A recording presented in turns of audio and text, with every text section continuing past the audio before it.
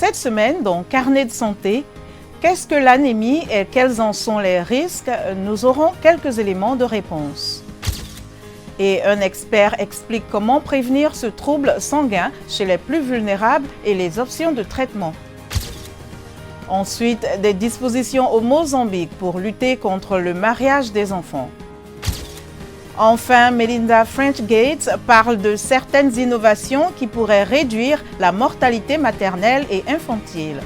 C'est dans cette édition de Carnet de santé.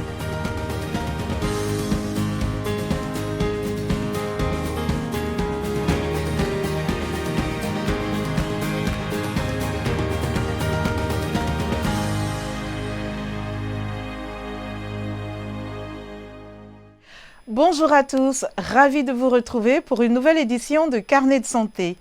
Il s'agit de l'une des maladies sanguines les plus courantes au monde. L'anémie est une baisse anormale du taux d'hémoglobine dans le sang. Cette substance est présente dans les globules rouges du sang et permet de transporter l'oxygène vers tous les organes du corps. Près de 2 milliards de personnes dans le monde ont été touchées par l'anémie en 2021. Les femmes et les enfants sont les plus vulnérables. L'OMS affirme que des problèmes tels qu'une mauvaise alimentation, les infections, les maladies chroniques, les menstruations abondantes et les problèmes de grossesse peuvent conduire à l'anémie. La cause la plus courante d'anémie est la carence en fer ainsi que le paludisme dans les pays dits sous-développés. Partons tout de suite à Nairobi au Kenya pour en savoir plus dans ce reportage de Mohamed Youssouf relaté par Nathalie Barge. Myriam Kita et Sylvia Anyango souffrent d'anémie, une maladie qui touche une personne sur 4 dans le monde. Selon l'Organisation mondiale de la santé, les femmes sont considérées comme anémiques lorsque leur concentration de globules rouges tombe en dessous de 12 grammes par décilitre et les hommes en dessous de 13 grammes. Les deux femmes attribuent leur anémie en partie à la grossesse. Je pense que j'ai souffert d'anémie parce que je suis tombée à nouveau enceinte peu de temps après l'accouchement et que je n'ai pas les moyens de manger des aliments sains. Je ne peux pas amener mon taux sanguin au minimum requis parce que j'aurai besoin de légumes pour avoir suffisamment de sang dans le corps. Et aussi, lorsque j'accoucherai, je serai désavantagée. Selon les experts de la santé, l'anémie pendant la grossesse est liée à une augmentation des taux d'accouchement prématuré, d'hémorragie postpartum, d'insuffisance pondérale à la naissance, de mortinatalité et d'infection chez l'enfant et la mère. Les symptômes de l'anémie comprennent l'essoufflement, les étourdissements et la fatigue. Les médecins affirment que l'une des principales causes de l'anémie est le manque d'aliments contenant du fer, un minéral dont le corps a besoin pour sa croissance et son développement. Ce dont j'ai été témoin, c'est de l'augmentation de l'anémie ferriprive. Et le facteur contributif le plus important est l'insécurité alimentaire des ménages. Un grand nombre de nos patients n'ont pas les moyens d'acheter des aliments riches en fer, voire même de la nourriture de base. Ils finissent toujours par sauter des repas pour survivre ou pour réduire la quantité ou la qualité des aliments à consommer. Selon une étude de l'Institut de mesure et d'évaluation de la santé, en 2021, la carence en fer était responsable des 2/3 des cas d'anémie, touchant 825 millions de femmes et 444 millions d'hommes dans le monde. Le taux de personnes anémiques est plus élevé en Afrique subsaharienne et des pays comme le Mali, le Togo et la Zambie ont une prévalence de plus de 50%. Nous vous avons demandé votre avis sur l'anémie. Qu'en savez-vous et connaissez-vous un aliment qui est une bonne source de fer? Voici quelques réactions depuis la Tanzanie. Je sais que l'anémie est une carence en fer. Il peut s'agir d'une maladie ou d'un mauvais état de santé. Il y a l'anémie pathologique qui est différente. C'est comme une maladie. Vous recevez des traitements et des conseils en matière d'alimentation. Et il y a une autre forme d'anémie, la condition dans laquelle on vous dit que vous souffrez d'une carence en fer. Lorsque vous avez une carence en fer, on vous conseille surtout sur la façon de vous alimenter.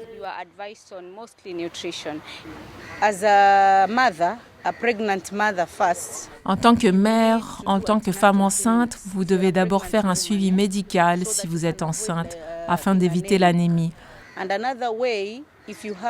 Par ailleurs, si vous avez un enfant, un nouveau-né, veillez à ce qu'il soit exclusivement allaité pendant 6 mois. Et si vous êtes adulte, vous pouvez opter pour la tradition en consommant des fruits qui peuvent vous aider. Oui, ou un régime alimentaire bien équilibré.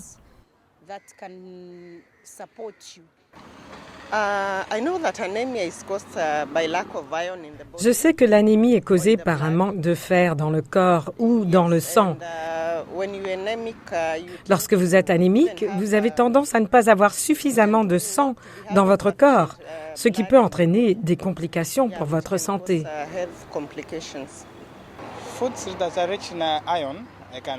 Les aliments riches en fer sont peut-être les épinards. Et c'est ce qu'on m'a dit quand j'étais très jeune à propos des épinards et des fruits. Et vous pouvez aussi consommer des brocolis. Il y a aussi la betterave et les dattes, ce type de fruits que la plupart des musulmans consomment pendant le ramadan. Très très riche en fer.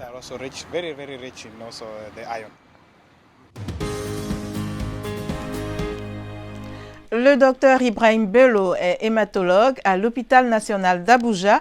Il nous offre des explications sur l'anémie et partage quelques conseils de prévention.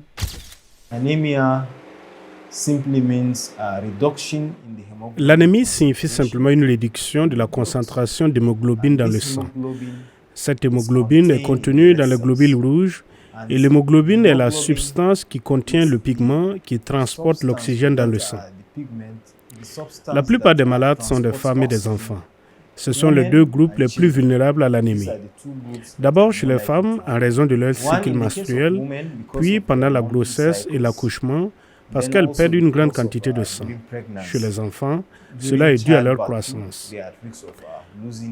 Ensuite, la plupart des enfants se déplacent, en particulier ceux qui restent près des rivières. Ils ont tendance à boire l'eau de la rivière qui n'est bien sûr pas propre. Cela peut affecter les reins et conduire à ce que nous appelons la névrose cérébrale aiguë. Dans le cerveau, vous pouvez avoir ce que l'on appelle un caillot de sang et dans le cœur, il peut y avoir un caillot de graisse. Le traitement repose essentiellement sur les médicaments ou la transfusion sanguine. Par ailleurs, la nutrition est également très importante. Si une personne présente une anémie, nous lui conseillons un régime alimentaire adapté au type d'anémie dont elle souffre. La viande rouge est riche en fer, les produits laitiers sont riches en vitamine B12 et les légumes sont riches en acide folique. Nous conseillons donc aux patients le régime alimentaire approprié.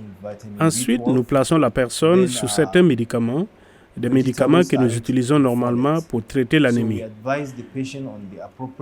Ensuite, s'il est nécessaire de procéder à la transfusion sanguine des patients atteints d'anémie, si le patient présente des symptômes et nécessite une transfusion, nous procédons à la transfusion sanguine du patient. Pour les femmes qui participent aux consultations prénatales, cela est très important pendant la grossesse parce que leur niveau sanguin sera évalué et elles seront placées sous un traitement hématologique approprié, c'est-à-dire des médicaments qui aideront à augmenter leur niveau sanguin.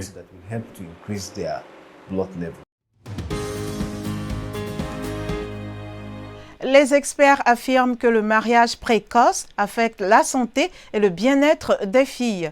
Plusieurs données montrent que les filles qui se marient très jeunes sont souvent victimes de violences conjugales et plus susceptibles de souffrir de maladies cardiaques et sexuellement transmissibles, de troubles psychiatriques graves et aussi de complications liées à l'accouchement. Allons au Mozambique où 4 femmes sur 10 ont été mariées avant l'âge de 18 ans, selon une nouvelle étude de l'Institut national des statistiques du Mozambique. Cette pratique illégale est difficile à arrêter et dangereuse pour celles qui tentent d'échapper à leur situation. André Batista a ce reportage, le récit de Michel Joseph. Dans la ville de Manica, au centre du Mozambique, cette jeune fille de 11 ans est enceinte de 4 mois. La jeune fille, qui n'a pas voulu donner son nom pour des raisons de sécurité, dit avoir survécu à un viol et avoir été forcée à se marier. J'étais chez ma mère. Il est arrivé, a enfoncé la porte et m'a emmené ici au Mozambique, du Zimbabwe. Il m'a violée, il m'a pris ma virginité et m'a mise enceinte. Au Mozambique, l'âge minimum du mariage est de 18 ans. Mais une nouvelle étude publiée en juillet par l'Institut national des statistiques indique que 4 femmes sur 10 ont été mariées avant cet âge. Et ces unions prématurées aboutissent souvent à des grossesses. 3% des femmes ayant contracté des unions précoces deviennent mères avant l'âge de 14 ans. En 2021, à l'âge de 16 ans, Pony Francis a décidé de quitter son mariage. Son mari a refusé d'accepter la séparation et a engagé des gens pour la tuer.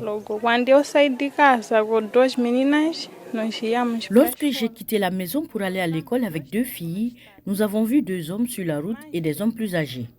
L'un d'eux a enlevé sa chemise et a caché son couteau. Le plus jeune a montré son couteau. Ils ont dit que les 2 jeunes filles pouvaient partir, mais que je devais rester. Je suis restée, mais j'ai commencé à réfléchir et commencé à courir. J'ai laissé tomber les livres et les stylos que je tenais. Ils m'ont attrapé et m'ont poignardé. Ils m'ont poignardé dans un œil et maintenant je ne vois plus que d'un œil. Les blessures de Pony Francis étaient si graves qu'elle a dû réapprendre à marcher, à parler et à faire confiance aux gens. Les agresseurs ont été condamnés en juin, une victoire non seulement pour Pony Francis, mais aussi pour la lutte contre les mariages précoces, explique Anchia Mulima, coordinatrice de l'organisation Les Musica, qui soutient les filles et les adolescentes comme Pony Francis pendant leur convalescence et leur fournit des services juridiques. C'est l'une des choses positives que 2023 nous a apportées. Félicitations à Les Musica parce que nous avons pu nous battre jusqu'à ce que le procès nous donne raison et reconnaisse que cette fille avait le droit de gagner le procès. Parfois, les parents des filles de la Musica sauvent d'un mariage précoce, les forcent à se remettre en couple avec des hommes plus âgés en guise de paiement d'une dette ou en échange d'une dot. Les statistiques nationales montrent qu'en dépit de la lutte qu'ils mènent depuis des décennies contre les mariages et les grossesses précoces, le Mozambique a encore du pain sur la planche pour résoudre ces 2 problèmes.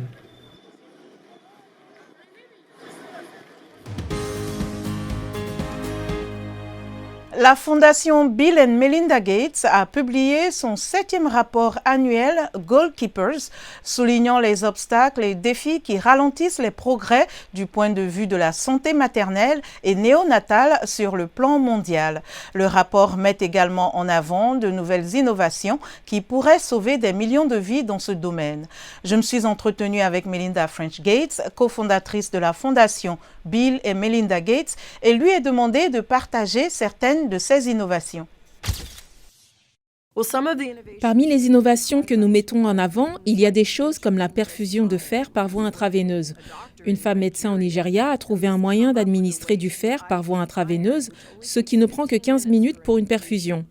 Et nous savons que cela réduit le risque d'hémorragie lors de l'accouchement. Il s'agit d'une innovation fantastique qui devrait être développée immédiatement. Elle fait appel à la myosine, qui est un médicament très courant que beaucoup d'entre nous utilisent, même si nous contractons une autre infection. C'est peu coûteux, il pourrait être administré aux mères. Il s'agit donc de prévenir la septicémie à la naissance d'un enfant. Nous avons souligné une autre chose dans le rapport. Il s'agit de l'utilisation d'un simple drap, un drap chirurgical que l'on place sous la mère juste après l'accouchement et que l'on appelle hémotif. Il peut littéralement mesurer la quantité de sang que la mère émet ou l'hémorragie qu'elle subit pour savoir si le médecin ou l'obstétricien doit intervenir à ce moment-là. Nous examinons donc ces interventions clés qui peuvent réduire le plus grand nombre de décès chez les femmes. Et nous nous assurons qu'elles peuvent toutes être facilement utilisées dans les pays à faible et moyen revenu. Notre émission tire à sa fin. Pour plus d'informations, rendez-vous sur notre site web voaafrique.com. Vos questions et réactions sont toujours les bienvenues sur la page Facebook de VOA Afrique. Vous pouvez aussi me suivre sur X, @linormoudou. Merci de votre fidélité à Carnet de Santé. D'ici la semaine prochaine, portez-vous bien. À bientôt.